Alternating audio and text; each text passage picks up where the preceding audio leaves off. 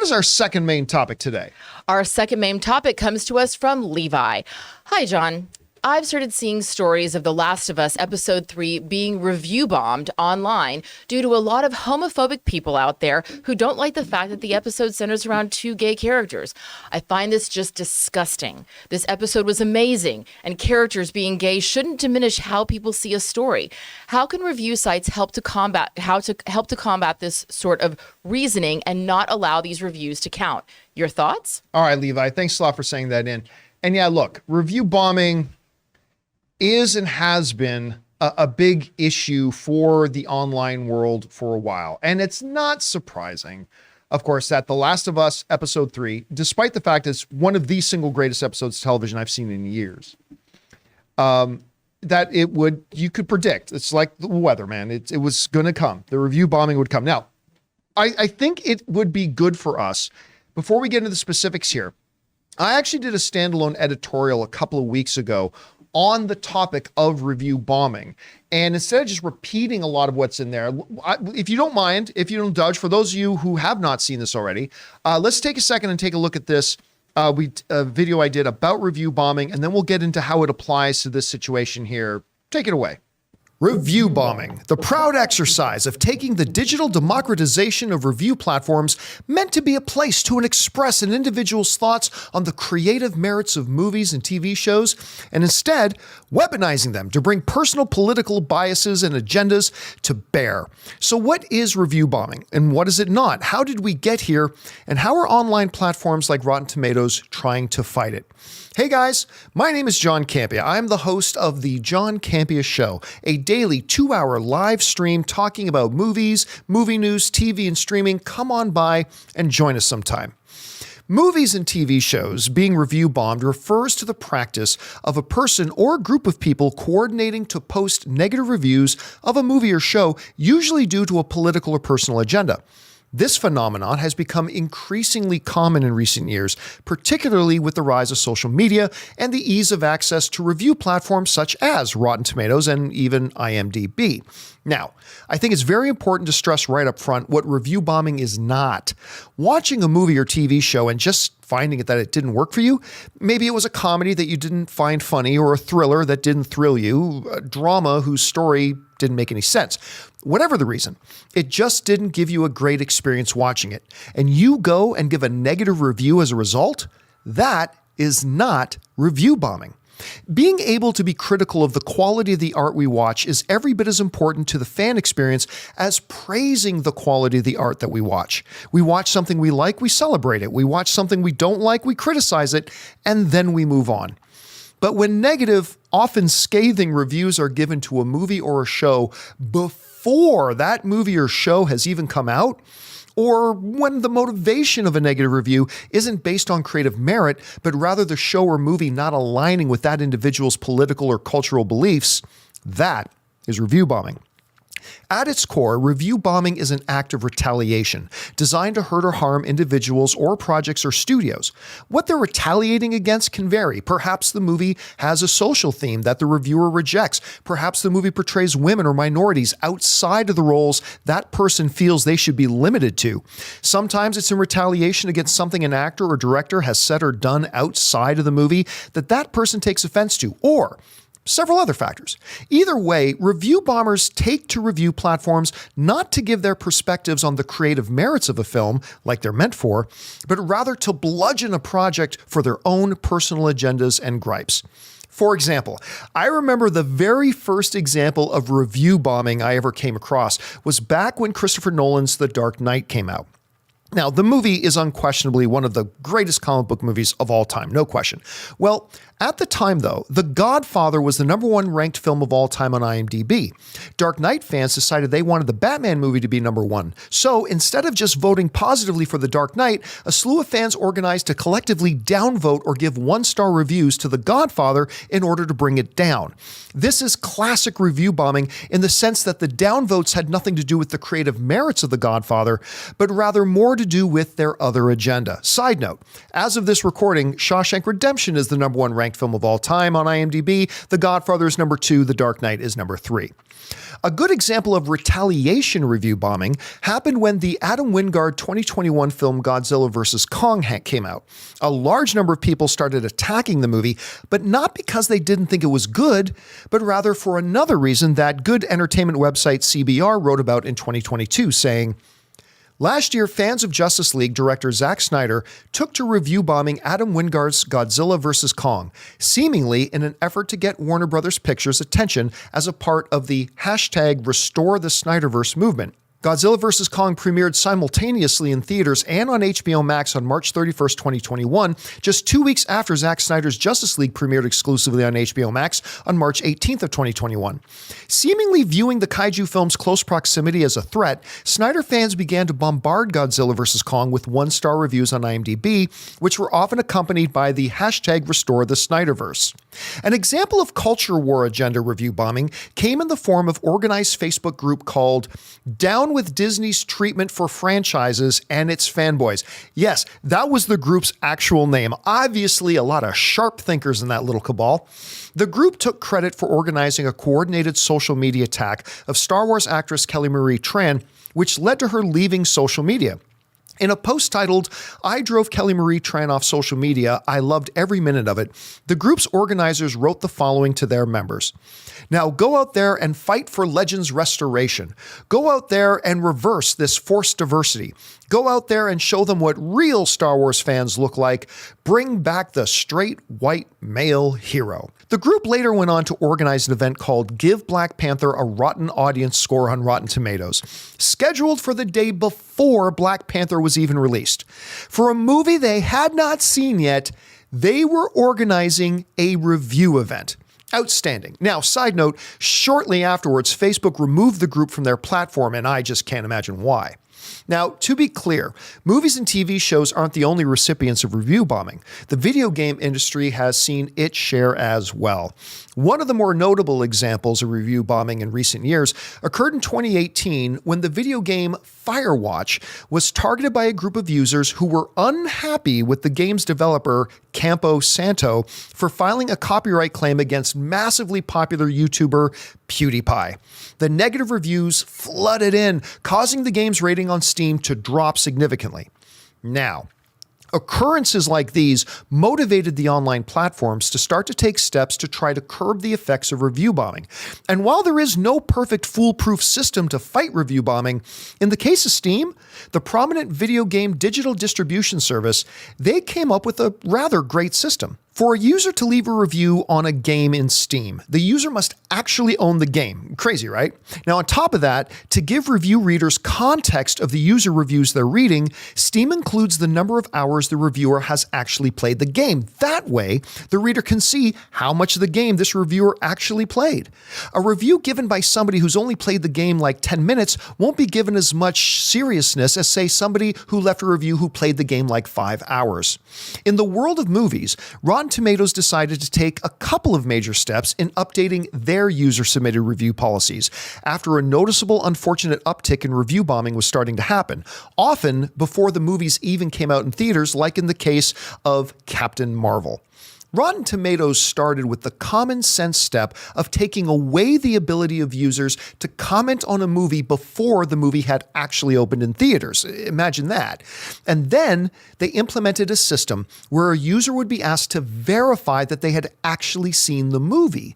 This verification was done on their site for people who bought their movie tickets through Fandango, AMC, Regal, and Cinemark, and some other participating sites. This resulted in what they called verified audience ratings for their audience scores. Now, obviously, the review bombers cried foul when Rotten Tomatoes did this, claiming it was an act of censorship. But, as one Rotten Tomatoes rep said in reply to the censorship accusation, "Not at all. We'd love to hear your thoughts on a movie. We just, want you to have seen the movie before you tell us your thoughts on it." I'd suggest that any platform that accepts user reviews without any sort of system in place to try to verify that a submitter has actually seen the movie in question or played the game that they're reviewing, then that platform's user reviews are completely useless and should just be ignored. It's why on my show, I never reference or even acknowledge IMDb user ratings, because I just have no idea if the people voting have actually seen the movie they're talking about or not, which is why the steps being taken by Rotten Tomatoes and others are so important. These steps have made it more difficult for review bombers, and as long as people have agendas and gripes and grievances, the battle will go on. But as long as platforms like Rotten Tomatoes and Steam continue to try to innovate ways to keep review bombers in check, then hope remains that movie fans can read and engage with their fellow fans' reviews, trusting that regardless if they're positive or negative, they'll at least be legitimate. So what do you guys think? What more can be done by these sites to try to curb the rise of review bombing? Do you think they can ever actually get rid of it? Whatever your thoughts are, jump down into the comment section below and leave your thoughts there. That'll do it for this video, guys. Thanks a lot for joining us. My name's John Campea, and until next time, bye-bye.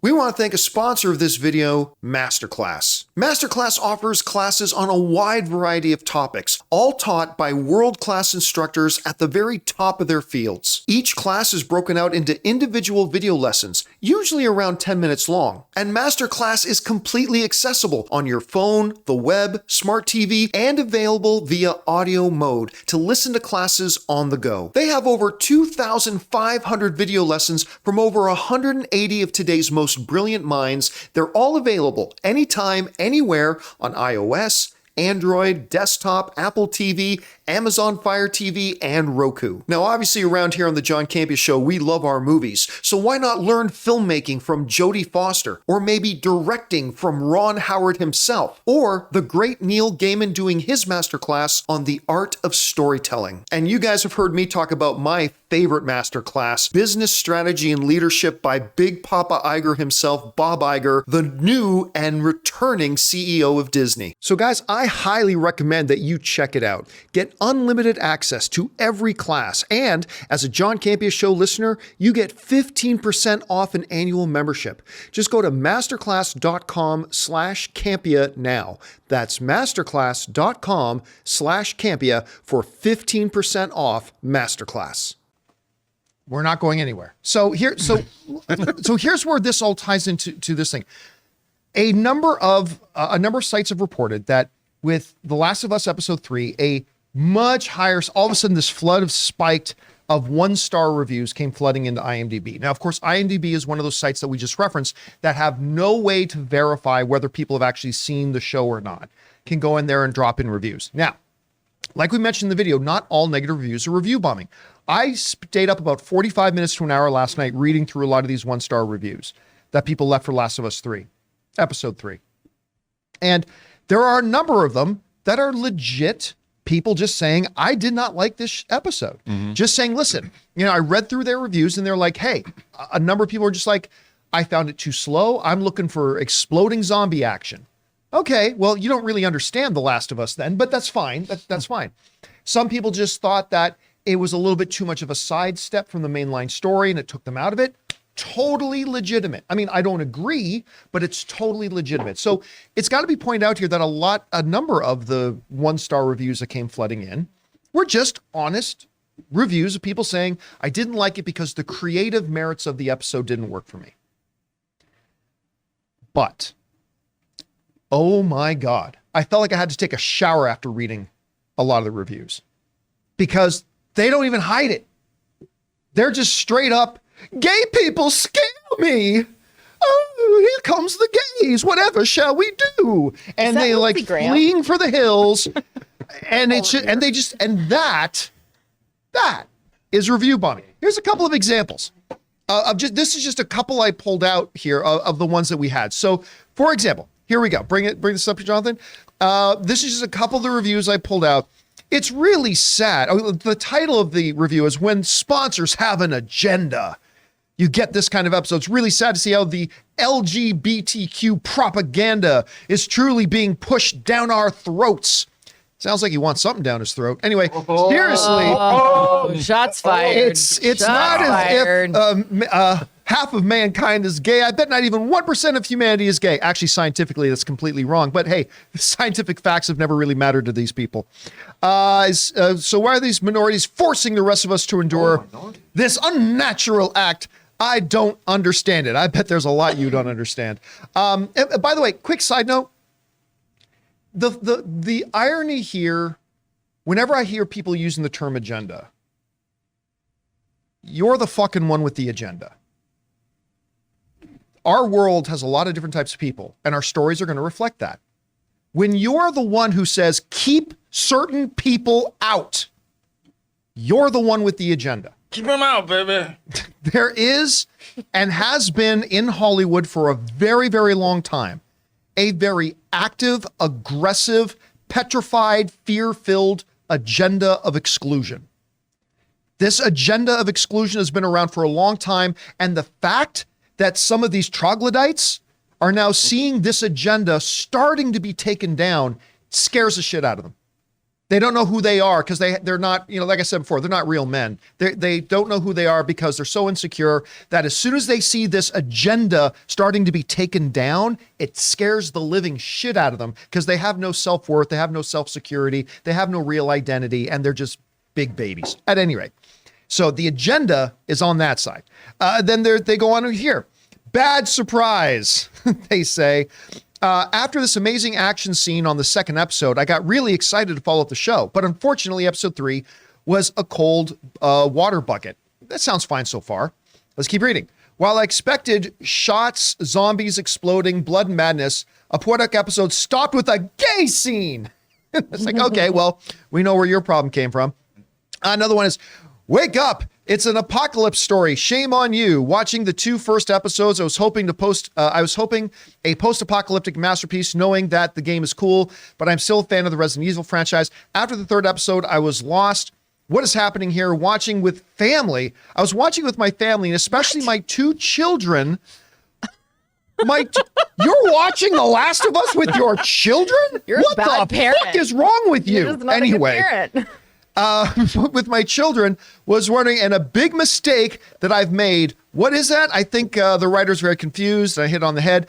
This is a show that narrates a post-apocalyptic world with zombies and monsters and whatever you called it. If you want to make a love story about 2 guys, then go look elsewhere. Sorry, I quit and go back to the Walking Dead series. First of all, so you're cool with episode 2, Joel literally taking a man, pinning him to the ground, and beating him to death by punching him in the face over again. In front of a teenager. In front of a kid. You're and totally the kid then literally cutting open somebody's face and then stabbing them in the eye with a knife. And then if you watch the game, you're totally cool sneaking up behind people, slitting their throats with knives. That's all cool. I sit down and I watch that with my children. But 2 people in love? I can run. Anyway, this all comes back to the idea of review bombing. Remember we said in the video that the thing about review bombing is when you're submitting a review that is not based on the creative merit of a thing. When you make it clear and obvious that your problem with something is that it doesn't jive with your political agenda, we don't think we should acknowledge that gay people exist. And you make it clear, that's clearly a review bomb. Again, there were a number of 1-star rated reviews on this episode that were perfectly legit. Perfectly legit. I didn't like the pacing of it. I really want to stay more with Ellie and Joel. Like a lot of that type of different stuff. And all that is perfectly legit. You want to give it a 1, 2, 3-star review based on that? That is not review bombing, and we should not lump those people in with these others. However, when we have a whole shit ton, like just these couple of examples who make it very clear, gay equals bad, well, that's review bombing. And unfortunately, there's nothing that a place like IMDb can do. So and the problem with Rotten Tomatoes as well is that they have this great system in place for verifying that people have seen movies. They don't have any system in place to verify people have seen TV shows. They just let anybody go in there, whether they've seen the show or not, go in and drop a thing. And so, it's always going to be a problem. And that's why it's going to be important for users and viewers like you and me who go in and read user reviews to use a little bit of discernment. I read these things and I go, as soon as the guy starts saying, they stopped everything for gay. Okay, now I know I don't need to listen to you. But somebody else leaves a negative review talking about the pacing, talking about where they're putting the attention to the story. Hey, I may not agree with you, but I can now listen to what it is you're saying. And that's where it's important for all of us as fans. Anyway, with that whole big intro, I know we've stayed on this topic far too long, but that's part of the reality of it. So anyway, guys, question is, what do you guys think about this? Whatever your thoughts are, jump down into the comment section below. Let us know what can be done about TV show review bombing. You can't exactly verify it like you can with movies. Whatever you guys think, leave your thoughts below.